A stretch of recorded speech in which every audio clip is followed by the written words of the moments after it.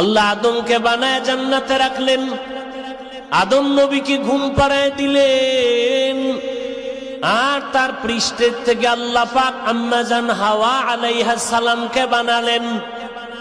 আম্মা জান বিশ্ব সুন্দরী রূপসী রমণী হাওয়া বানায় দূরে রাখলেন। আদম নবী ঘুমাচ্ছেন, ঘুম থেকে উঠা তাকায় দেখে অপরিচিত রমণী দাঁড়ানো, দিলের আকর্ষণ চলছে ওদিকে আগাবে।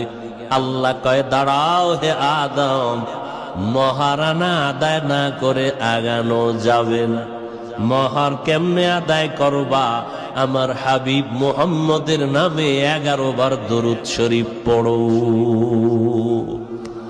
দরুদের দাম আছে না নাই? পড়েননি?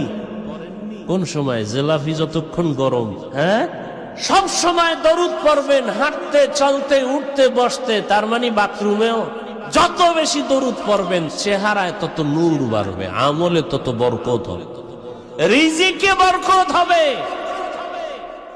ওলামায়ে কেরাম ভালো করে খেয়াল করেন, আদম আলা নবিয়িনা আলাইহিস সালাম জমিন থেকে বিদায়ের 600 বছর পর, একই ধারাবাহিক বলতেছি না, মাঝখানে অনেক কথা থুইয়া যাইতে।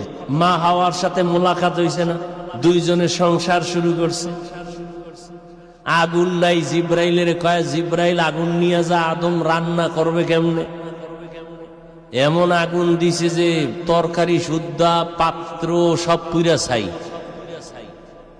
এখন আদম কয়, আল্লাহ আগুন দিলে এই আগুন। আল্লাহ কয়, জিব্রাইল আগুনের সমুদ্রে নিয়ে 3 বার চুবানি দাও। 3 বারে 3000 বছরের তাপ কমে গেছে। এবার বাকি আদমরে দিয়া বাকিটা পাহাড়ের পাথরে ফেলে দাও, জন্য পাথরও আগুন আছে, পানিতেও। এই কি আমি ঘুমের থেকে স্বপ্ন দেখে কইতেছি মনে করতেছেন? সংসার শুরু করলেন দুজন মিলে মিলে, 2 জনার বছরে বছরে 2 জন সন্তান, 1 ছেলে 1 মেয়ে। পরের বছর আবার 1 ছেলে আর 1 মেয়ে। আগের বছরের ছেলে পরের বছরের মেয়ের সাথে বিয়া, আগের বছরের মেয়ে পরের বছরের ছেলের সাথে বিয়া। আপনারা কালকে থেকে এই সুন্নতটা শুরু করবেন।